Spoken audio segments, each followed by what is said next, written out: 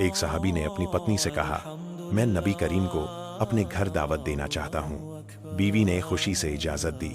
सहाबी ने एक दुम्बा ज़बाह किया और खाना तैयार होने लगा। उनके दो बेटे भी घर में थे। बड़ा बेटा अपने छोटे भाई से कहने लगा, क्या तुम देखना चाहते हो कि अब्बा ने बकरी कैसे ज़बह की? छोटा बोला, हाँ दिखाओ। बड़े ने छुरी उठाई और खेल ही खेल में भाई की गर्दन काट डाली। माँ ने शोर सुना तो दौड़ कर आई और बड़े बेटे को डांटा। खौफ के मारे वह छत पर भागा और गिरकर जान दे बैठा। माँ पर कयामत गुजर गई, मगर नबी करीम की दावत में कोताही न की। दोनों बच्चों की लाशें दूसरे कमरे में रखकर खाना तैयार किया।